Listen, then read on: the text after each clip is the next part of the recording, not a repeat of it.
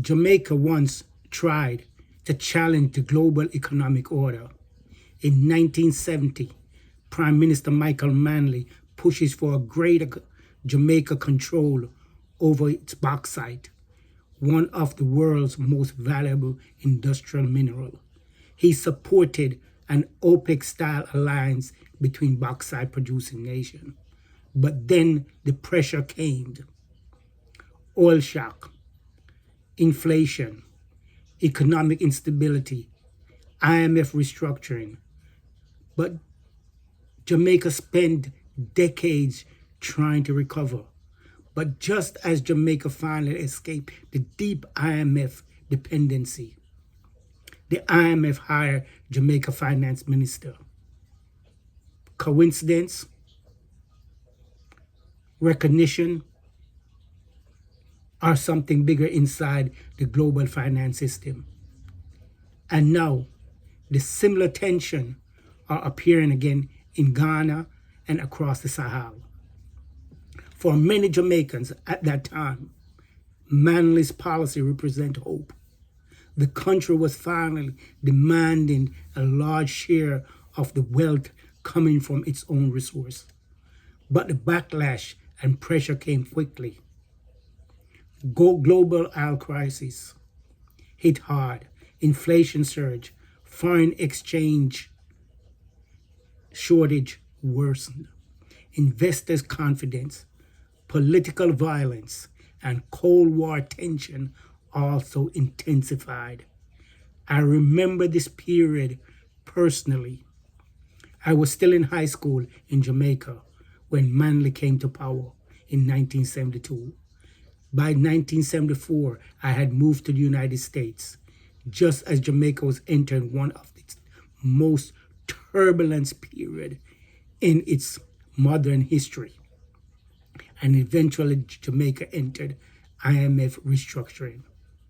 If you're interested in Africa, the Caribbean, and the global fight over resource and economic power, subscribe to West Best Media because these stories are more connected than most people realize.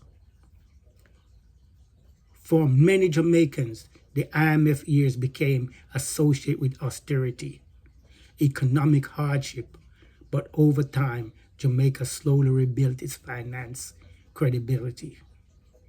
Debt level improved, stability returned, international confidence grew. Jamaica eventually went from being viewed as a financial unstable to being described by some observers as an IMF successful story. Then another question, why would the IMF recruit Jamaica finance minister just as the country was recovering? To some people, it was recognition. For a Jamaica turnaround, to others, it raised deeper question about the global financial institution absorbing successful reformers. That debate never fully disappeared. Now, Ghana is facing the same own economic turning point. After years of the debt pressure and IMF restructuring, the country experienced severe instability. At one point, the cedi suffered one of Africa's sharpest currency decline. But after Muhammad, election victory, stabilization, effort began, restoring confidence. The cedi rebounded strongly enough that some financial observer described it as one of the world's best performing currency, recovering currency after the crisis. At the same time, Ghana increased focus on gold reserve, stronger national involvement in the gold sector. Because gold is not just about mining. Gold strengthened reserve. It increased economic leverage. And today, many of the same tensions are repeating itself inside the AES alliance, where governments are also trying to gain greater control over national resources while reducing outside influence. Different country, different generation, but many of the same questions are returning. Who control the wealth? Who control the resource? And who benefit the most? What makes this story important is that it's never truly end. The debate simply evolve.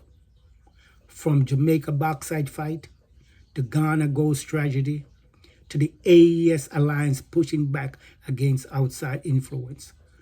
Countries across Africa and the Caribbean are still trying to answer the same question. How much control should developing nations have over their own economic future? Jamaica's story shows how complicated that struggle can become.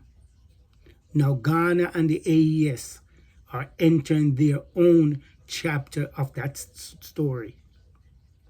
If you believe Africa and the Caribbean should have greater control over their own economic future, subscribe to West Best Media for more analysis on sovereignty, geopolitics, and the changing global order.